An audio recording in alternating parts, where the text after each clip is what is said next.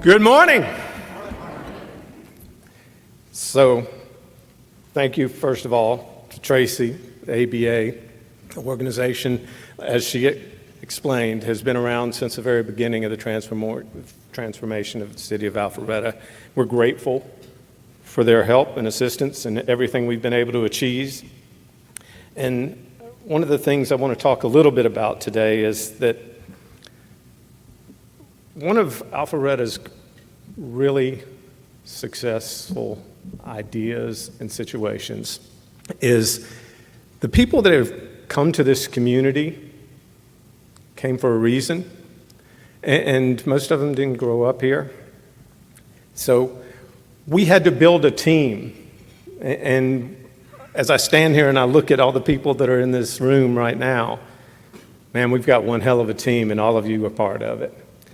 So, I appreciate Rabbi Bernstein's prayer, because one of the things that does hold our communities together are typically the people that have relocated to North Fulton and Alpharetta are people of faith.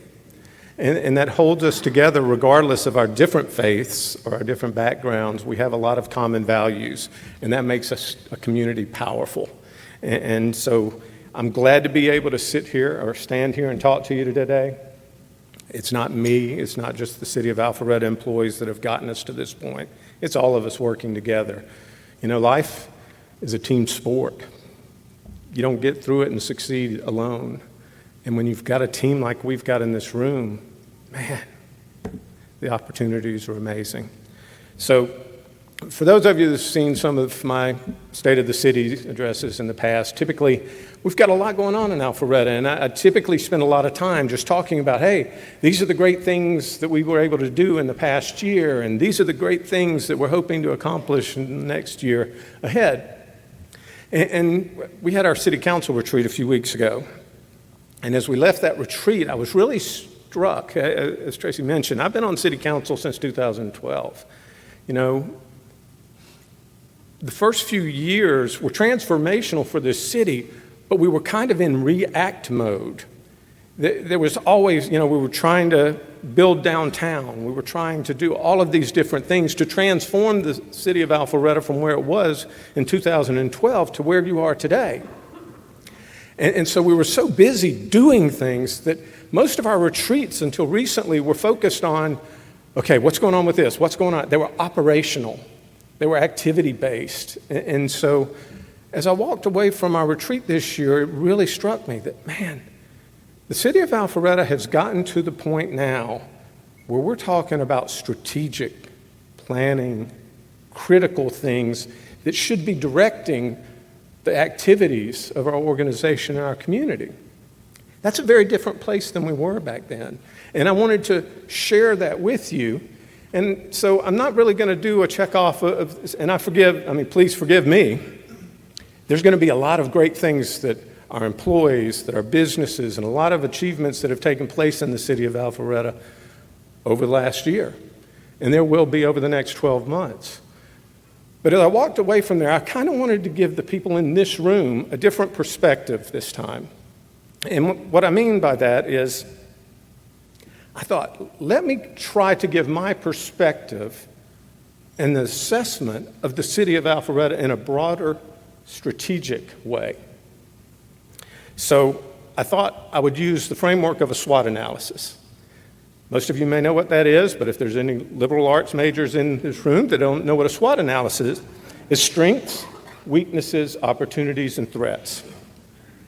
And that's what really thoughtful organizations, successful organizations, use that as part of a framework to determine where they apply their resources and their efforts. And so I want to share a little bit of that with you this morning. So, strengths. We'll start off with strengths. Everybody wants to start with the strengths, but they also guide some of the other points. In the city of Alpharetta, our greatest strength is our people. Absolutely number one. And I think that's true of pretty much any organization or any city. But not every organization and city understands that and puts their mouth where their brains should be. And so one thing I want to say is I'll try to speed up because we could be here for a long time if I didn't. So when I'm talking about the people, I break it down into certain groups just for ease of discussion. Residents. The reason the city of Alpharetta is what it is today, and if we could show the other slide coming up. So it's not what we've created individually, it's that we created an environment that attracted highly educated, successful people who understand that serving their community is a blessing, and they want to participate in making a community even stronger and better. So that's the kind of people that we have, over the decades, been able to attract to this community, and that's transformational. Now, I'll give you, the reason there's a bunch of silly-looking people out here is because I thought of the most recent example of how I might be able to show you that. This past Saturday, we had over 200 people, many of them dressed up in costumes, for an event hosted by the Alpharetta Rotary Club. So they've done this event for several years. We started off with probably a couple dozen participants and raised maybe $30,000 or something like that, because we wanted to do things to help raise money for nonprofits and charities in the city of Alpharetta. Over the last 7 years, it has expanded to over 200 participants that raised over $270,000 for nonprofits, not just locally, many of you are here, but also for charities around the world. And so what I want you to understand is the people in that picture, we have extremely successful business owners. We've got CEOs of major corporations. We've got people who could have been having brunch at Theo Brothers Bakery instead of jumping into a 38-degree pool at Wills Park. But they know that life is a team sport, and if you want a better city, if you want a better place to live and work and to build your business, you've got to be participating in making that happen. So I think this is, to me, it signifies what really is our greatest asset. It's the people. It's not just about the money. It's about creating a better world and trying to leave a better place when we're gone. After that, I think our strongest strength here in the city of Alpharetta is our employees. We've got incredible, talented, professional people that work for the city of Alpharetta, over 450 employees. And they're dedicated to that mission because they kind of buy in. They see what we're doing. To be part of creating what we've been able to create is something you can be proud of. You know, it's not just a paycheck. It's serving a community of 68,000 people.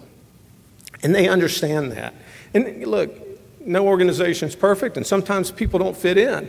Generally, those people aren't really happy because they feel uncomfortable being around people that aren't really trying to serve the community if they're just getting a paycheck.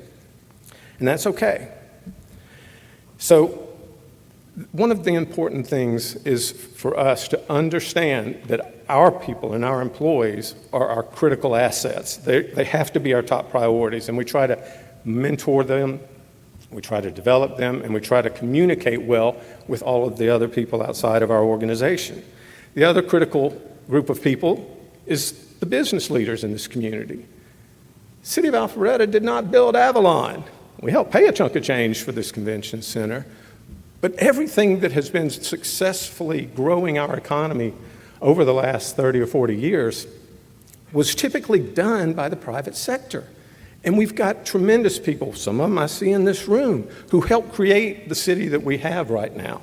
And that's critical to any city's or organization's growth and development.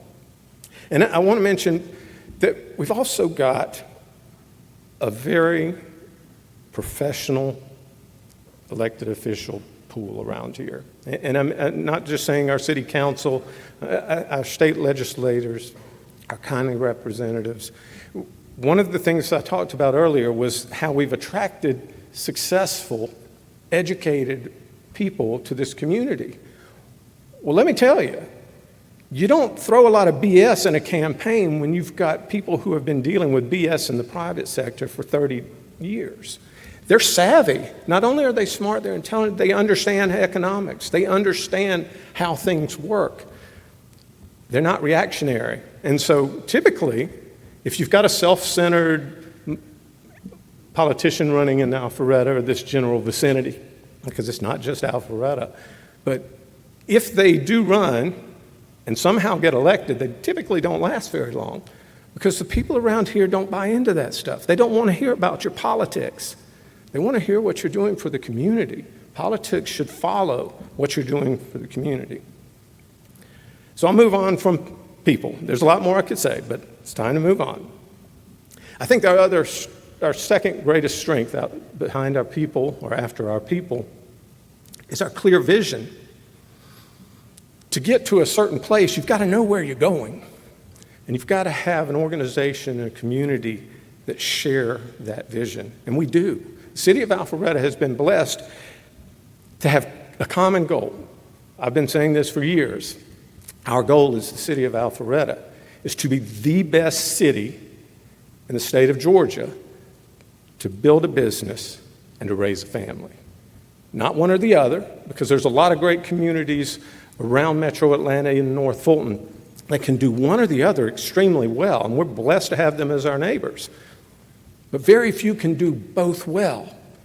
And it's critical to what you see going on in Alpharetta is you've got to do both well to have that balance to continue to thrive and grow the ways we have, because it helps steady the balance of development and cultural activities and everything you're spending money and time from taxpayers on.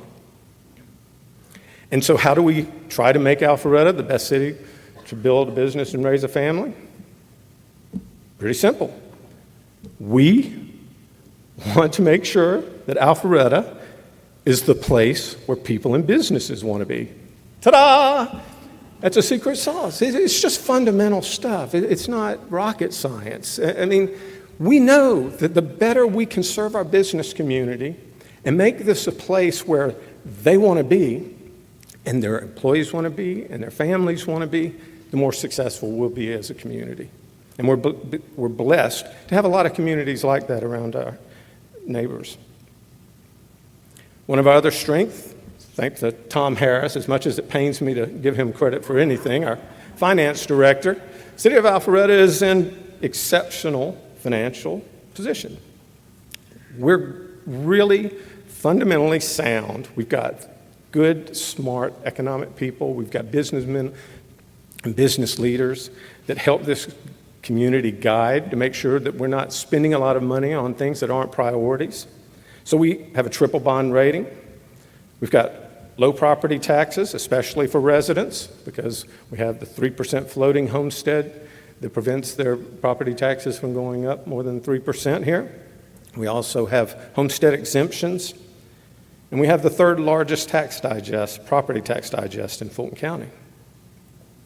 That's great. That's strong, and we're fortunate to be in that position. Our other greatest asset is great schools. Thank you all. When people come to Alpharetta, I was a real estate agent before I got into politics, and one of the things I always asked people was, what brought you here? Job relocation brought them to Metro Atlanta. Schools brought them to Alpharetta. And so we're grateful to have partners with our school board and everybody who helps support the schools, because we know that's a critical asset for us, and it's a strong part of building a great community. Next, and it's not really second, but I always make public safety one, so I figured I'd put y'all a little after the schools this year, just to switch things up a little bit. Public safety. If you don't have a safe community, nothing else you do in the city of Alpharetta matters. Because if your businesses aren't safe, you're not going to have employees.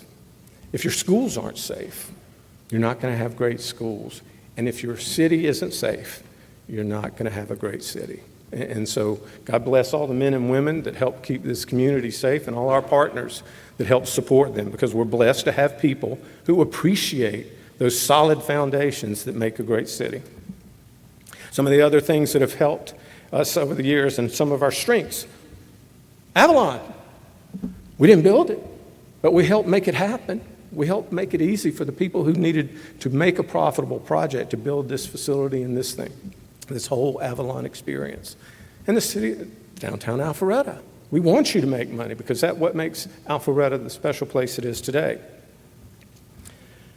Another redevelopment similar is Brookside Park. So if you're familiar with Old Milton Parkway, where Georgia State is, and going out towards city of Johns Creek on the right, there's a big office park that was built decades ago. It's called Brookside Park. And it was really a big, active office park for several decades. But over the last 10 years, it's declined and had a lot of vacancies in that area. But it's right on Old Milton Parkway, a great transportation network not far from Georgia 400 between the city of Johns Creek and Alpharetta.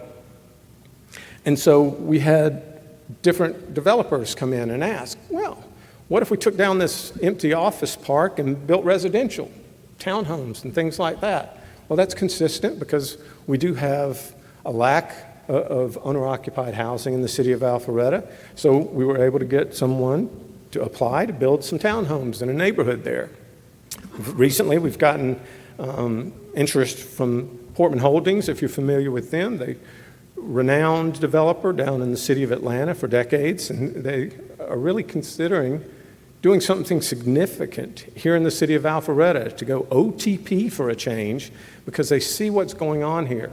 And they also see that the center of gravity for Metro Atlanta is going up Georgia 400.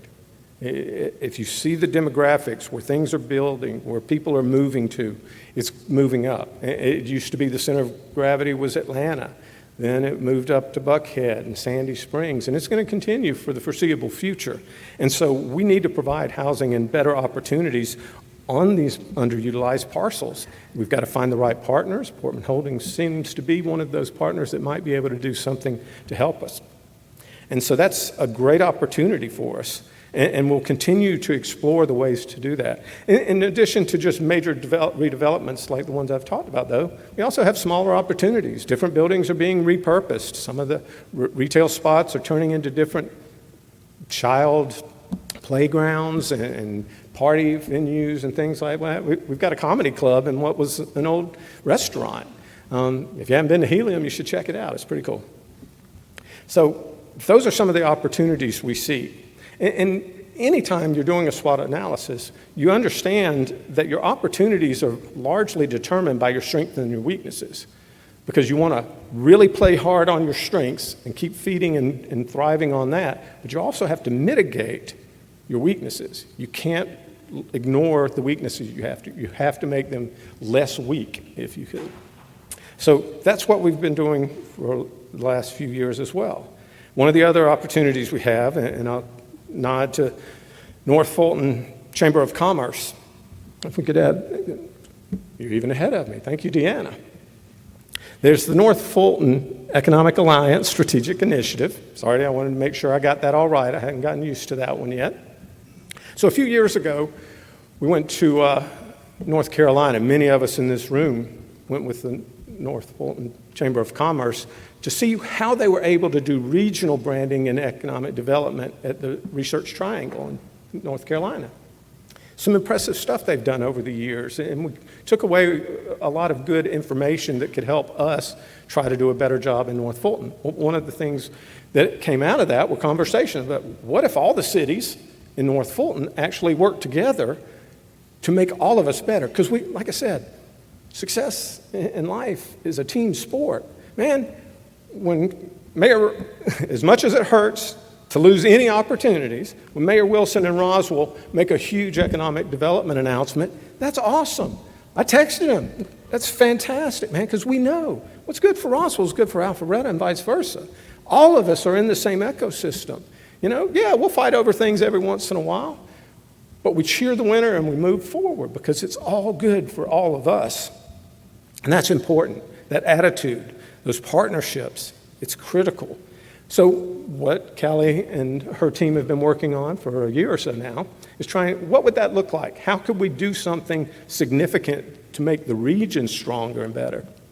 And so one of the things they did was, of course, go and talk to some of the municipalities, but even more importantly, they went and started having conversations with our major employers, with Georgia Power, with the people in the private sector, and see what they thought about that opportunity. And I am told that most of them were overwhelmingly supportive of doing something because they see the unlocked potential in North Fulton.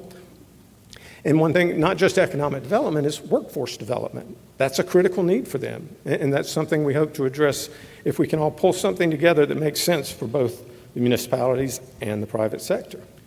So I guess I've got to talk about threats.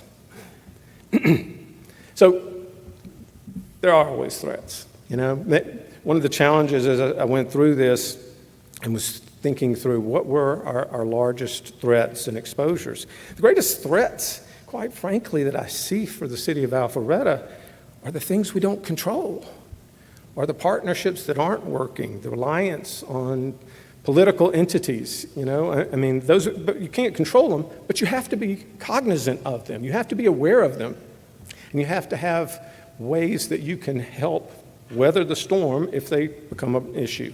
So our largest exposure is to the economy. Like I said, sales tax is a major part of our operation and our budget. So when the economy tanks and sales taxes are down, it hurts us. And there's not a lot we can do about that. So a strong economy nationally, especially in the state of Georgia, internationally as well. There's always a threat of some kind of instability in the economy. Political instability, I mentioned that a little bit ago too. Look, drastic changes, whether it's at a state, county, city, national, I mean, all of that affects a city because we don't have the flexibility of the private sector. We can't move to Texas if we don't like the Georgia economy anymore. That doesn't work for a city. So, but the things we can control are the things that I want to spend a few minutes on. One is going back to that vision, those goals.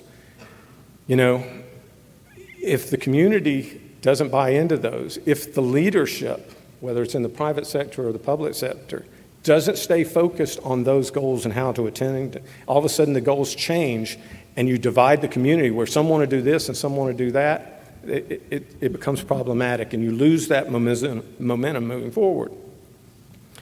Once again, the priorities, since our employees are our number one asset, we have to make sure that we continue to recruit, to train, and to retain great employees, dedicated people who know what they're doing and have a heart for serving the public. And so we have to continue to do that. And I appreciate all the work that's done in our Human Resources Department to make sure we do that. You know, an innovative compensation study plan, we innovated and actually kind of set a benchmark for other cities around the state of how do we look at what's going on in the workforce, specifically in roles that are challenging to fill. It's hard to get somebody that wants to go into public safety now, whether it's fire or police. There's so many other opportunities and so fewer risks into going into insurance or something more stable. And so we have to always be looking forward. How do we make sure we have that great workforce? And how do we find great people to replace some of those in critical positions that we're losing? So that's got to be one of our threats. If we fail to do that, we will no longer have the success that we're enjoying right now. Public safety, I've touched on it. It's critical. We do everything we can, and we're leveraging technology and everything we can do to make sure. But, you know, it's a threat because, once again, we're reliant on the county and the city. You know, look at the impact that the riots in the city of Atlanta had on Alpharetta. It drove up our prices. Our housing prices skyrocketed because people that lived in Buckhead for decades sold their homes and moved up here. And we're glad to have you. But it has an impact. It's an ecosystem that's very delicate. We've always got to stay focused on business friendly. We've got to appreciate the people who invest in our community and serve them. And we've got to make sure that future councils are very discriminating about needs and wants. Because it's very easy to spend a lot of money on things that get a lot of votes or pretty pictures and things like that. But if you're not taking care of the basics, you're not going to thrive. At some point, it's going to end. So I'm almost through. There's just one other thing I wanted to talk about. And so one of the things when people talk to me about, what are you most proud of? And there's a lot of things I'm extremely proud to have been at the table and had a front row seat for. But the one that comes to mind most recently, and it's very topical for today's discussion, is I remember in 2022, we had a dying mall that had been for some time. We had, in previous years, approved 2 different redevelopment plans. Neither of them came to fruition. And we had an application for a redevelopment plan of North Point Mall. It had, Trademark was the applicant on behalf of the property owner. It was a big focus of our community. It had been for the leadership in our city for a decade, because we knew that Avalon would negatively impact the mall, and there were repercussions. But we also knew that if we didn't approve Avalon, it was going somewhere else, and then it would just be competing against the mall from across the border. And so as we went through this it took us 2 years, I believe, to get through this process where they brought forward an application. And over that time, we kept working closely with the property owners and the development team, trying to express, we want you to succeed. We know how to help you succeed. We've done it. We've got the team that can make you successful. But you've got to do something special for our community. We've got to live with this for decades. And something of that impact is going to change the city of Alpharetta. We have to make sure that changes in a good way, and it's going to stay. And so we went through a long process, and it became apparent as we got closer that the applicant and their team just didn't quite understand. We said, look, we've got to have something that is significant. We want you to make your money, but you've got to work with us on something that we can live with. And they just didn't quite get it. That's okay. Not everybody does. But it was a really different discussion, because once they realized that they didn't have overwhelming joy about their plans, they decided to go to the public and start a campaign and tell people, oh, the mall's dying. I can't believe the council's going to turn this down. We had Brandon Beach, senator, the head of the North Fulton CID, lobbying our council members, saying, man, this is a $500 million project. Why would you turn this down? We had emails and flyers and phone calls from people. Many of them didn't even live in Alpharetta. Little funny note. So one of the most vocal people who was pushing for the city to approve that redevelopment was a woman who lived in Forsyth. Didn't find that out until she tried to run against me for mayor when I came up for re-election. Sorry, you don't live in Alpharetta.